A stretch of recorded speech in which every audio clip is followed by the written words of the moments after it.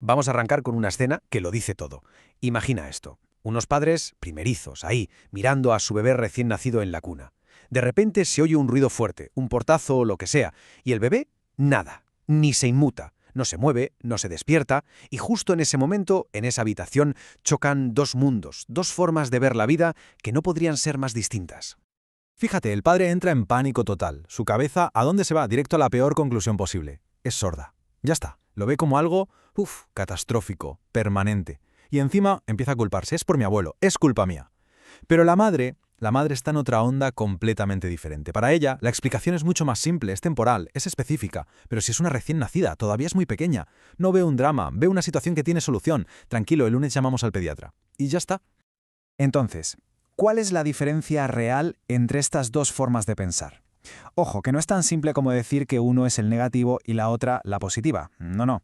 Es algo mucho más de fondo. Hablamos de un hábito mental, un patrón de pensamiento que la ciencia ha conseguido identificar. Y aquí viene lo bueno. Un patrón que se puede aprender y, lo que es más importante todavía, que se puede desaprender. Y para entender de dónde sale todo esto, tenemos que hacer un pequeño viaje en el tiempo. Nos vamos a los años 60, al laboratorio de un psicólogo que se llamaba Martin Seligman. Y lo curioso es que él en realidad no estaba buscando el optimismo, estaba estudiando justo lo contrario, la impotencia. Pero lo que descubrió, lo cambió absolutamente todo. A ver, Seligman hizo unos experimentos un poco duros, la verdad, con perros.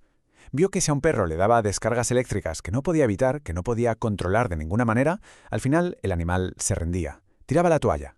Lo más increíble es que después, cuando le daban una salida fácil, una oportunidad para escapar de las descargas, el perro ni siquiera lo intentaba. Se quedaba ahí, quieto, aguantando el dolor. ¿Por qué? Porque había aprendido a sentirse impotente. Y aquí es donde viene el clic, el momento clave. Seligman se dio cuenta de que esto explicaba un montón de cosas sobre la depresión en las personas. Que cuando nos enfrentamos a fracasos, a rechazos, a cosas que sentimos que se nos escapan de las manos, muchas veces reaccionamos igual que esos perros. Nos rendimos, nos volvemos pasivos. O sea, aprendemos a sentirnos indefensos. Pero claro, aquí había una pregunta clave. No todo el mundo reacciona así. ¿Por qué algunos sí y otros no?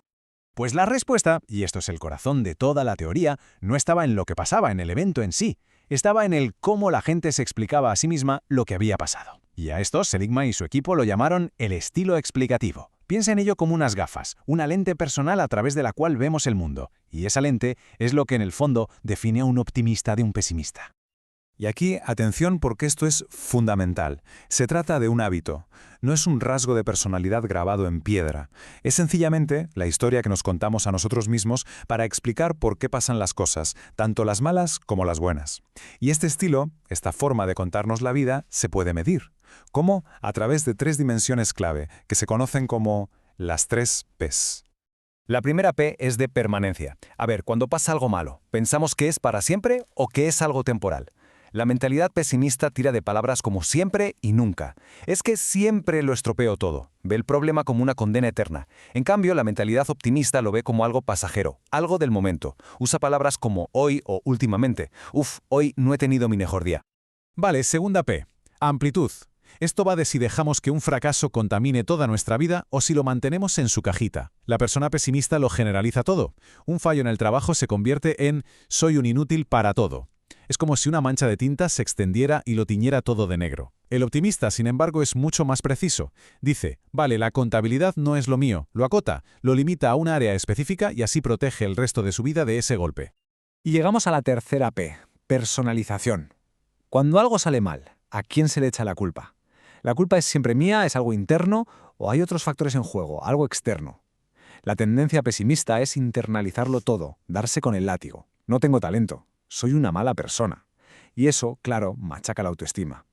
El optimista, en cambio, tiene una visión más amplia. Es capaz de ver las circunstancias, las acciones de los demás. Ojo, que no se trata de no asumir nunca la responsabilidad, sino de ser justo y ver el cuadro completo. Muy bien, la teoría de las 3 Ps está genial, es interesante. Pero, ¿y esto en la vida real para qué sirve? ¿Tiene algún impacto de verdad? Pues la respuesta es que sí, y uno brutal. Resulta que este simple hábito mental es un predictor potentísimo del éxito, y en casi cualquier cosa que nos podamos imaginar.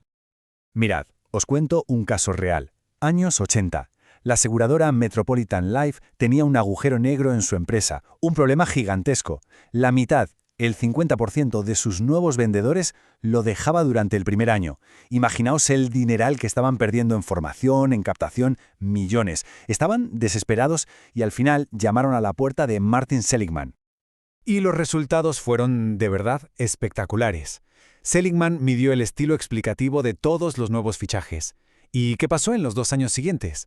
Pues que los agentes con un estilo optimista vendieron de media un 37% más que los pesimistas. ¡Un 37%! Pero lo más alucinante es esto. Crearon un grupo especial de gente muy optimista, que había suspendido el examen de acceso normal de la empresa. Pues vendieron incluso más que los pesimistas que sí habían aprobado. ¿Por qué? Pues porque vender seguros es un trabajo de recibir no esto del día, y para aguantar eso necesitas constancia, y el optimismo es el combustible de la constancia. Y que nadie piense que esto es solo cosa de vender seguros, ¿eh? Para nada. La investigación ha demostrado una y otra vez que este estilo explicativo predice el éxito en los estudios, un mejor rendimiento en el deporte, e incluso afecta a la salud física. Sí, como se oye, la gente más optimista tiende a tener un sistema inmunitario más fuerte y se recupera antes y mejor de las enfermedades. Bueno, y con todo esto llegamos a la pregunta del millón, al punto más importante de todo este análisis. Si hemos dicho que el pesimismo es algo que se aprende, ¿se puede aprender a ser optimista? ¿Podemos cambiarlo? Y la respuesta de Seligman es un sí en mayúsculas. Podemos de forma activa cambiar nuestros hábitos de pensamiento. Y esta es, sin duda, la idea más potente y esperanzadora de todas. Nadie está condenado a ser pesimista para siempre.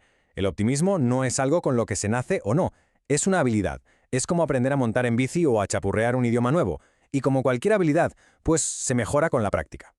Para ello, Seligman propone una técnica muy práctica, que viene de la terapia cognitiva llamada el modelo ABCD. La A es de adversidad, la C es de creencia y la otra C es de consecuencia. Pero la magia, la clave de todo está en la D de disputa.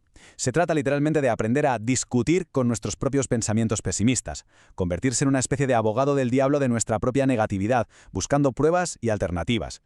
Vamos a verlo con un ejemplo real del libro, el de una mujer llamada Tania. Ella se sentía una madre horrible, y su pensamiento automático era: siempre estoy gritando a los niños, no hago nada bien. Fijaos cómo encaja perfectamente con las 3 Ps. Es permanente, es universal o amplio y es personal. Y lo importante es entender esto. Lo que le causaba la depresión no era el hecho de gritar, sino esa creencia que tenía sobre sí misma. Entonces, ¿cómo podría Tania disputar ese pensamiento? Pues podría empezar a hacerse preguntas. Primero, buscar evidencia en contra. A ver, ¿de verdad es cierto que no hago nada bien? Pues no, porque en mi trabajo soy buena y mis amigos confían en mí. Luego, buscar alternativas.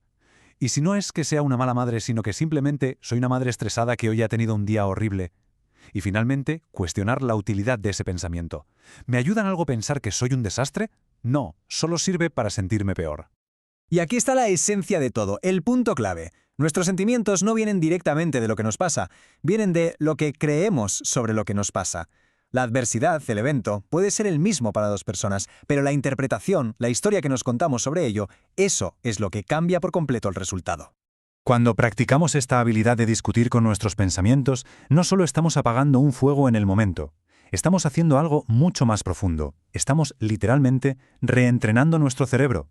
Le estamos enseñando a pensar de otra manera, para que, con el tiempo, esa forma más optimista de explicar las cosas salga de forma automática. No es solo cambiar el presente, es construir un futuro diferente. Así que al final todo se reduce a esto. La investigación de Seligman nos devuelve una sensación de control inmensa. Porque, vale, no podemos controlar todo lo que nos pasa en la vida, eso es imposible. Pero sí podemos aprender a controlar cómo lo interpretamos. Y si esa lente con la que explicamos el fracaso se puede cambiar, la pregunta que queda en el aire es: ¿qué futuro estamos dispuestos a construir?